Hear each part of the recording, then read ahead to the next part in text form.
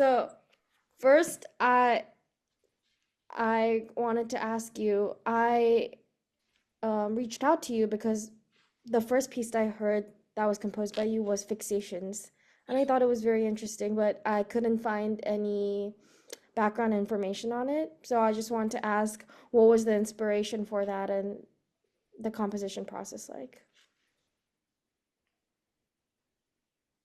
Well, my pause is because I have to stop and try to remember. You're asking me about a piece I wrote quite a while ago, and Oh, I see. and you do kind of forget some of the circumstances. It was written for the same pianist that I mentioned before, Lon Yes, Bianca, I Lon saw. Uribe, and um, so it really was. Well, what I'm hesitating a little bit is I'm trying to remember why I called it Fixations. Well, I liked the word. I thought that's a really nice word, and it somehow did suggest capturing something, sort of grabbing a motif or a sound out of the air, and then fixating on it. So Mm-hmm. that seemed okay as a title. Some titles don't make any sense, but that one I thought, well, it's okay. Mm-hmm. And um, one is always really just trying to explore the resources of the instrument uh, without being ridiculous about it. So I mean, um, I have to say I love the piano, and after all, I've grown up with it. But um, I've heard what wonderful things can be done with the piano. Um, I became a very great fan of the pianist Arthur Rubinstein, and the sound, the colors, the manner of his playing just stays with me as a model, and everything about him, his memoirs, the way he walked out on the stage. I was very moved by that. I'm very lucky to have seen him live because he's really been gone a long time. But he played uh, several times with the Cleveland Orchestra, and I was there.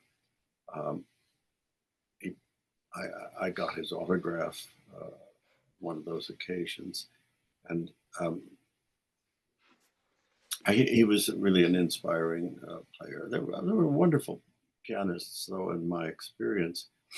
Rudolf Serkin was a splendid, very Yes. different kind of player, but a wonderful figure.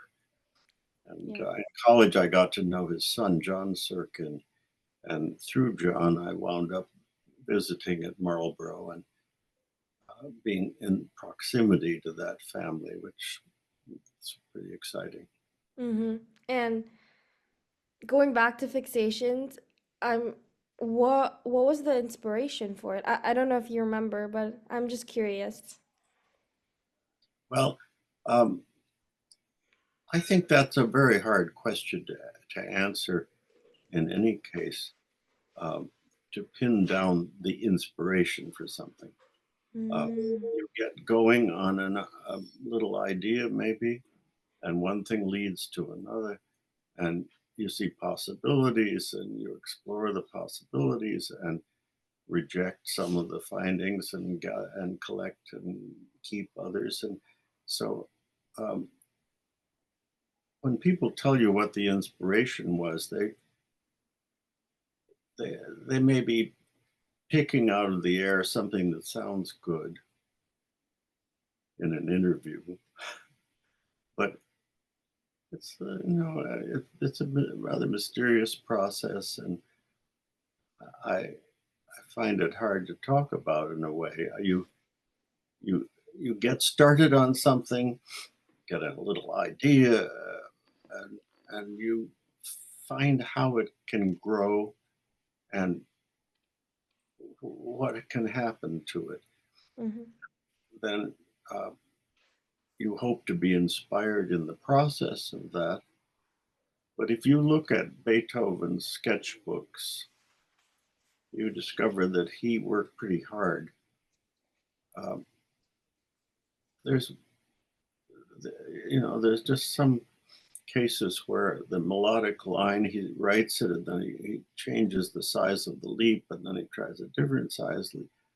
I mean, he's struggling, and that's for any composer to discover that Beethoven had to work hard at it. I mean, he he spends quite a bit of energy on the vocal line of a fairly simple piece, but how did he write a symphony if he stewed over every detail like that? So, and yet I'm in the evening, I'm playing sonatas with my wife, violin piano sonatas by Beethoven, and the detail work, how I mean, he just gets every little thing right, every Mm, slur, every little rest, every the attention that he um, paid to tiny detail. And when you see pictures of him and you hear what a sort of slob he was, you wonder how that worked. But he knew where to put his attention. mm-hmm. Yeah. And do you feel like it's that way for all of your compositions that the inspiration comes, um, like it evolves as it goes, or is it different for some pieces? Is the inspiration more clear and more direct from the beginning? Well, this idea of writing for a particular performer, um, it's pretty common for that to be the case. I mean, even with the string quartet, if you write for a group that you know how they sound, and you kind of know the personalities of the players, that's going to affect the music you write for them. Um, I think that's one element in this. Mm-hmm.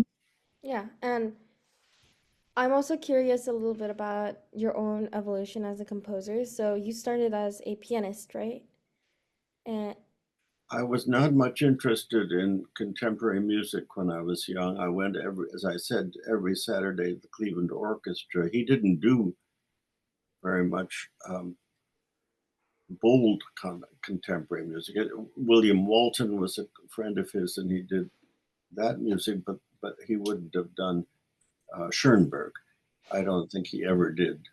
Uh, mm, that was totally out of Mr. Sell's, and that's why I brought Boulez in as associate conductor. That somebody who was interested in that repertoire because Sell was not.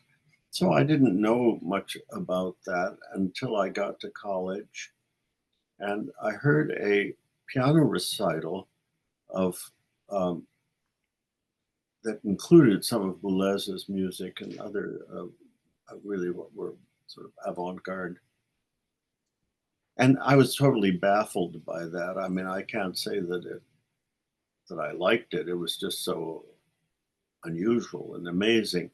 Then Boulez showed up at Harvard, and there was a concert of his music, including his piece Le Marteau sans Maître.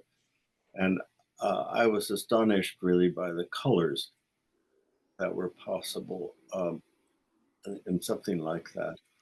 mm-hmm, And that really influenced me a lot, I think.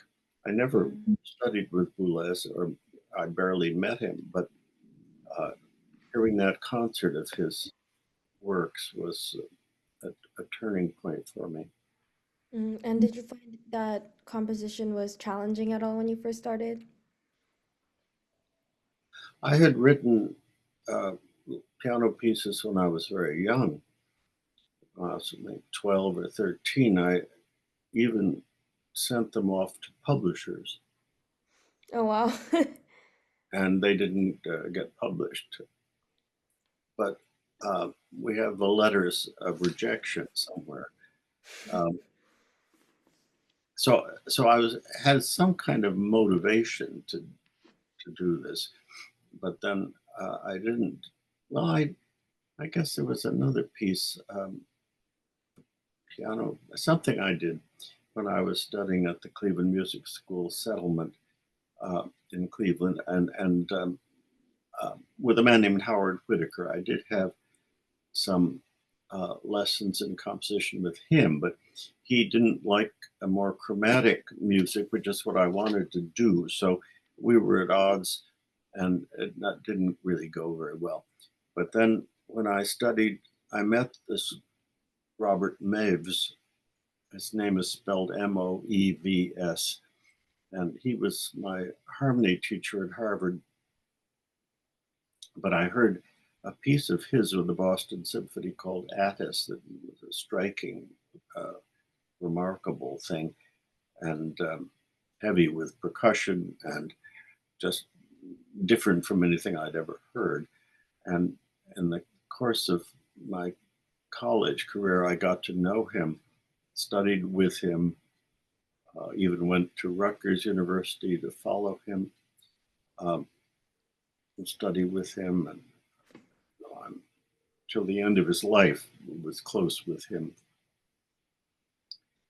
And so my whole attitude about chromaticism changed, and I mean, I was more and more interested in highly chromatic music.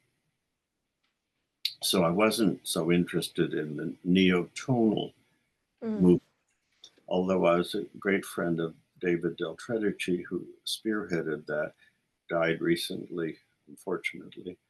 And but I didn't want to go in that direction. It didn't interest me. Now, do you find that your compositions kind of evolved over time? So you, when you first began composing, you started with more, you wanted to do more chromatic composing, as did you say?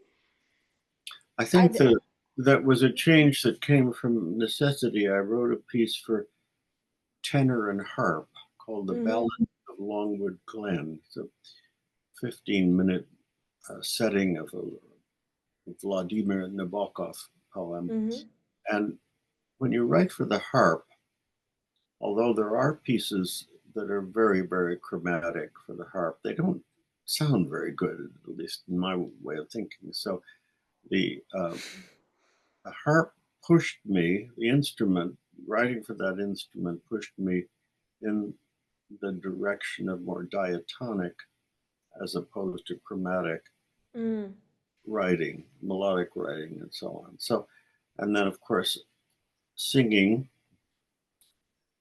itself, solo singing, tends to push you in the more diatonic direction. So that was, I think, a kind of turning point. and do you find in terms of like style or kind of structure that your compositions have changed since the beginning of your career? I'm trying to think how it could have changed structurally. Um, I see, mean, I'm not a I'm structuralist in the sense that there's no system, or I don't generally start out with a plan, you know, mhm, structure in the sense of a plan, a okay. scheme. I don't really do that, so that hasn't changed. And things change just by the fact that you grow older, and your attitudes. We want to think that they blossom or bloom. I don't know, but they there's some changes that happen unconsciously. hmm I agree, and um, you know, do you find that well, actually, let me pivot. So, do you find that there is a certain kind of style you identify with as a composer? Because basically, I think there's this push in classical music for every single composer or artist to have their own kind of style or sound or something that defines them. And so, do you find that there's anything that defines who you are as a composer? I don't think that the individual composer is the best person to answer that. I think that um, that's the job of a critic or a musicologist to do that. Mm, By the way, I'm just thinking of the fact that in the Renaissance, there was less emphasis on individuality of personality. I think that um,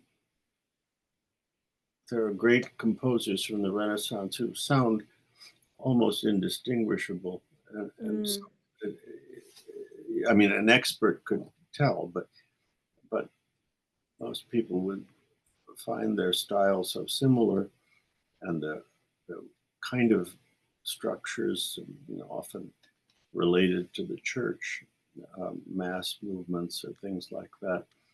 Um, Hard to pin down a personal distinction or personality. mm-hmm. That changes, of course. It's always mentioned that it changes with Beethoven.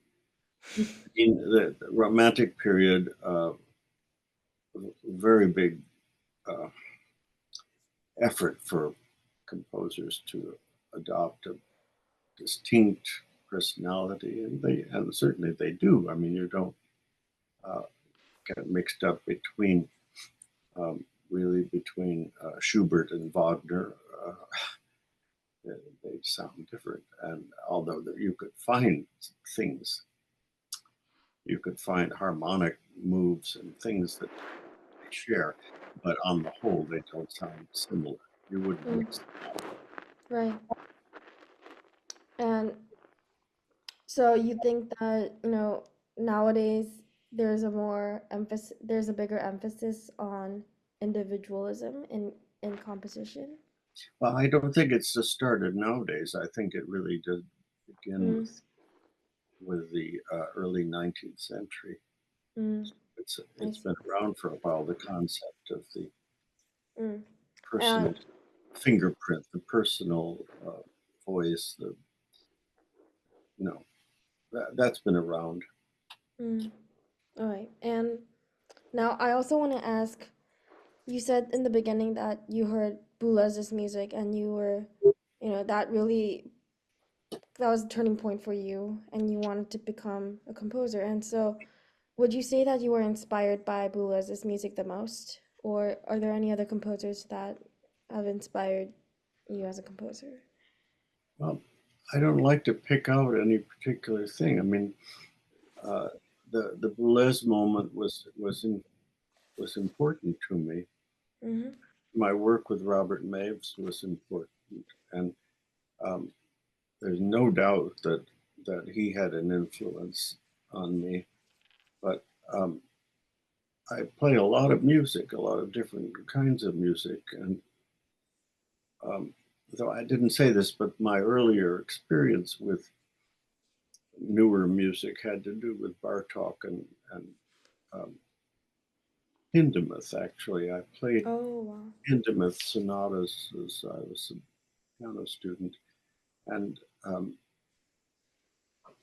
and I never think of myself as influenced by Hindemith, but there has to be something in there because that's was music that I Mm-hmm. remember playing. I memorized. I played second sonata quite a bit, so all of that has to be in there somewhere.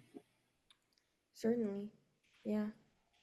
And now I also want to ask about your piano compositions in particular.